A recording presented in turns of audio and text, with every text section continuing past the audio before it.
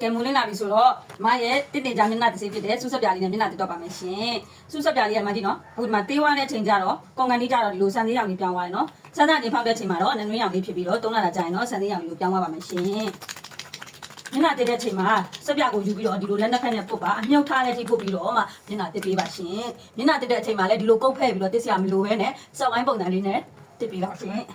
စူးစက်ပြားလေးကိုတစ်နေ့2ကြိမ်3ယုံနဲ့မျက်နှာမှာရှိတဲ့ဝက်ချံအမဲဆဲနေလောင်နဲ့စားဝက်ချံလေးကိုတက်တာပြောက်ကင်းစေပါတယ်ရှင်အမြုပ်ထွက်အားလေးရလည်းရန်ကောင်းလို့အနက်လေးရလည်းတင်းပြီးတော့အသေးထဲမှာအေးဝတဲ့အနက်လေးဖြစ်ပါတယ်နော်တယောက်တည်းသုံးမယ်ဆိုရင်တော့တစ်လခွဲလောက်တော့သုံးလို့ရပြီးတော့အမတို့တော့အိမ်မှာမိသားစု3ယောက်ရှိတဲ့အတွက်တစ်လလောက်နဲ့တော့သုံးလို့ရပါတယ်ရှင်ဈေးနှုန်းလေးရတယ်12000ပါနော်အခုချိန်မှာယူမယ်ဆိုရင်တော့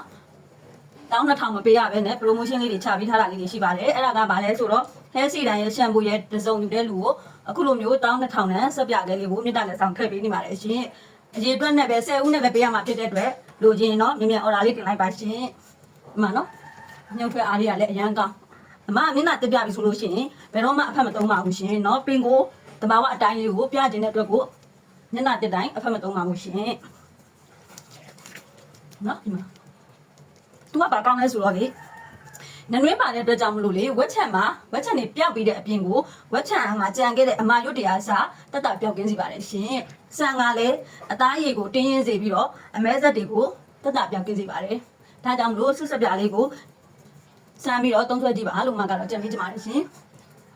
ကဲမျက်နှာတက်တော့ရှင်ကဲဒီမှာနော်ဒီမှာအမမျက်နှာကိုကြည့်နော်ဒါလုံးဝအဖက်မသုံးထားဘူးနော်အမကမျက်နှာတက်ပြတိုင်းအဖက်လုံးဝမသုံးပါဘူးရှင်မျက်နှာတုပ်တဲ့အချိန်မှာလည်းဒီလိုမျိုးနူးညံ့တဲ့အသားလေးတွေနဲ့တုပ်ပေးပါရှင်ပုတ်ပက်ပြီးတော့မတုပ်ပါနဲ့မျက်နှာဆိုတာနူးညံ့တဲ့နေရာဖြစ်တဲ့အတွက်စနုတ်တာဝါလေးနဲ့ပဲဖြစ်ဖြစ်တီရှူးလေးနဲ့ပဲဖြစ်ဖြစ်ဒီလိုမျိုးလေးနူးညံ့တုပ်ပေးပါရှင်